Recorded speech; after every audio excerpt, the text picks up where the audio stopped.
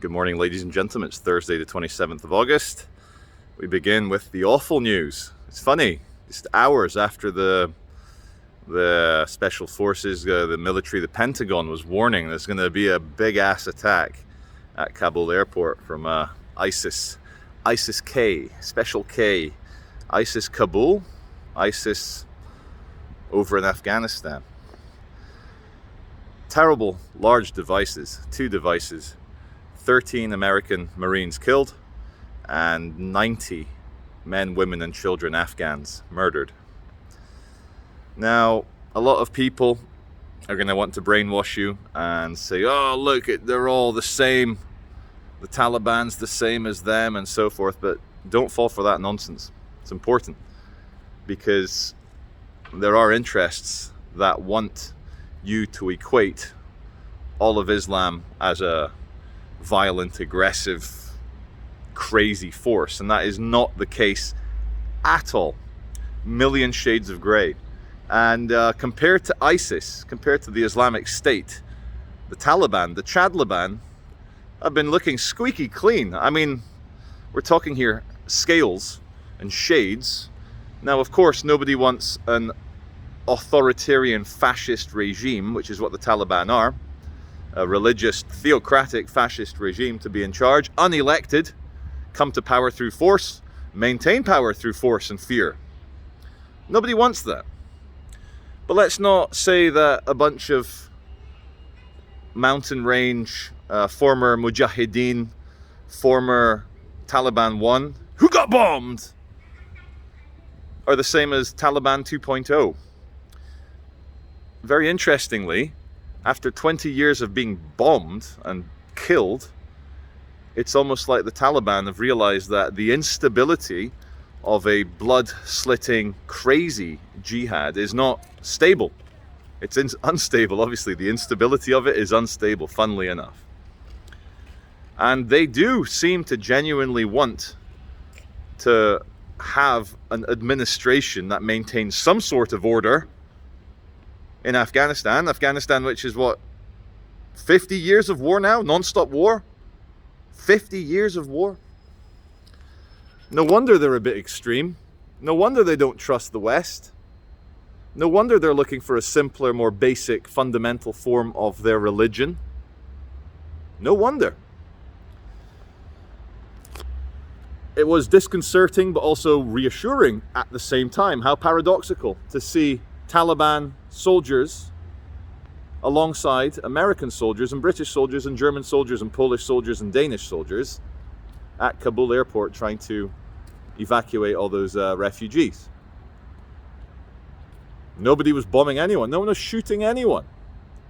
And before you think it's too weird, many nations become friends after the worst atrocities.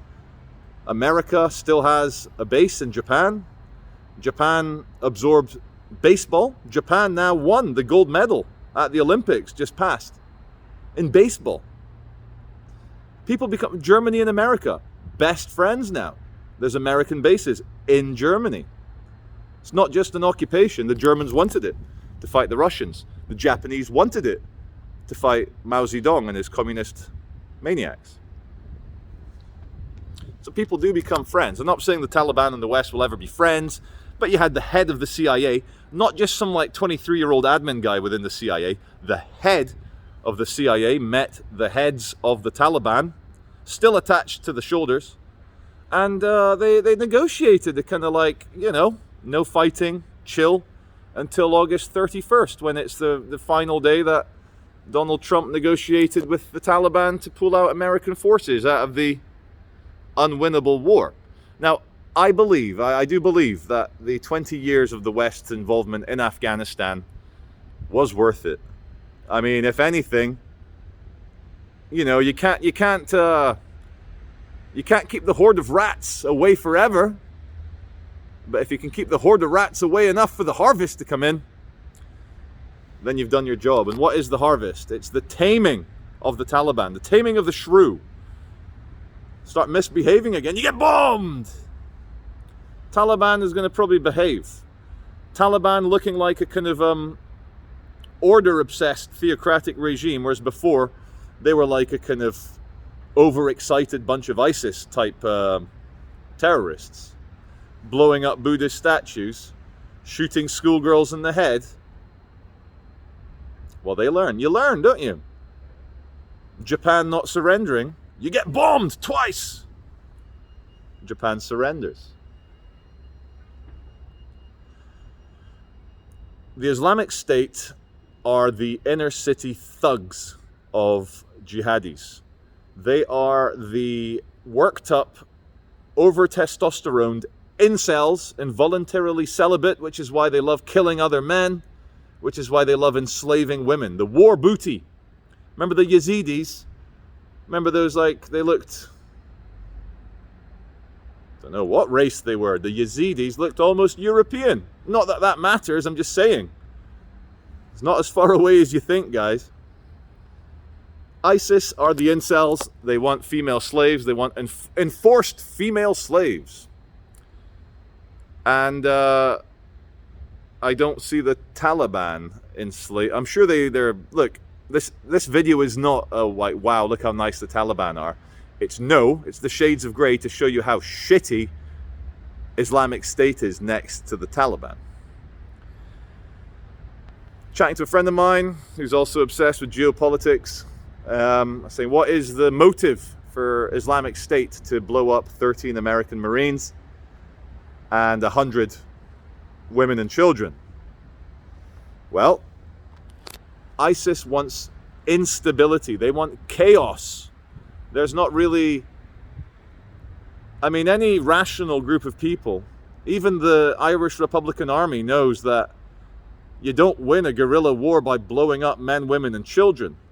And I'm not going to go into it, but when you scratch beneath the Omagh bombings and the phone calls that were made, look, the IRA is still at fault. You don't, if you're a normal person, plant a large explosive device in any city where people can get killed. But, and here's the thing, the police are not to blame.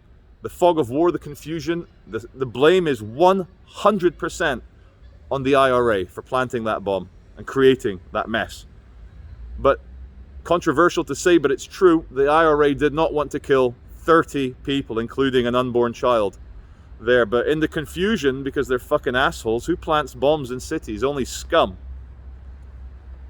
Because they're fucking assholes, in the confusion, the police moved the crowds back right next to the car bomb. The reason I raise all this is that the Taliban now knows that they start pulling that shit again, blowing up civilians, they're going to get wiped out by NATO once again.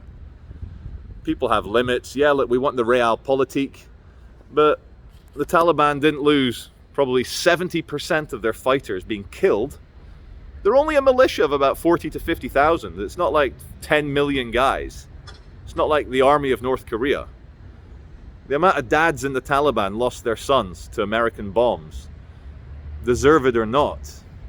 You know, that shit can mess with your head. So Taliban 2.0, they're not going to be doing stupid shit like the Omagh bombings. But I tell you who is incels of Arabia. Incel inside. It's like the new processor. The Pentium Jihad. Incel inside.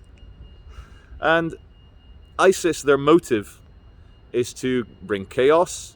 They're all about the spectacle. They're all about the executions, the killing, it's an insecurity, it's an inferiority complex that ISIS feel they need to be hyper-aggressive, hyper-masculine, hyper-testosterone-fueled, hyper-jihadi.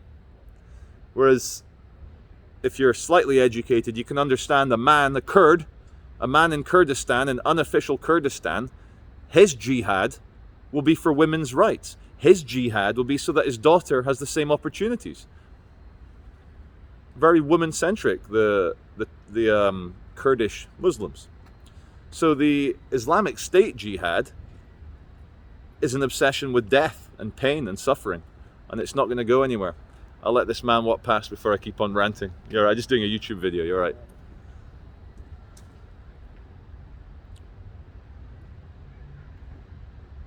So the whole point of this, what I'm saying here, guys, is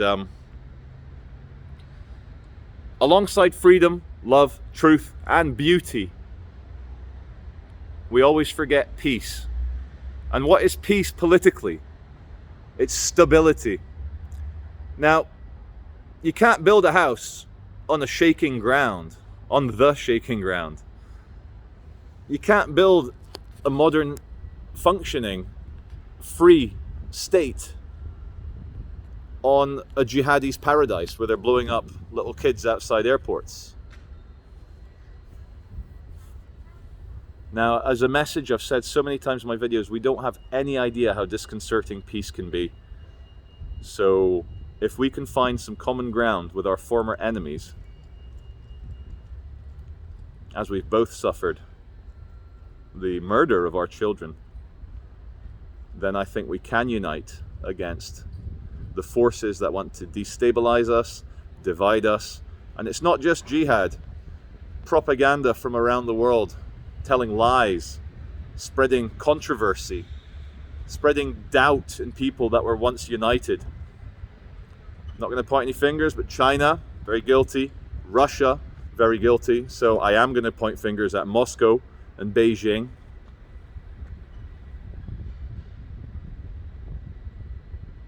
One thing that younger siblings hate, and if we look at China and Russia as younger siblings of the West's projects, in terms of GDP, education, infant mortality, the West is like an angel compared to the ghouls of the world. And if we can show them one thing, is that blowing up kids isn't going to get you anywhere, but creating a stable framework where people can have kids, can have families, can have medical treatment, can have education, can have jobs. We have no idea deep down in our hearts how disconcerting peace can be. But let's try and be guilty of it. Let's be guilty of peace. I hope you did your homework the other day. And today's homework is to make peace with someone. Similar to the contact homework, but make peace. This is Charlie Veitch, Thursday, 27th of August, 2021. Thanks for watching.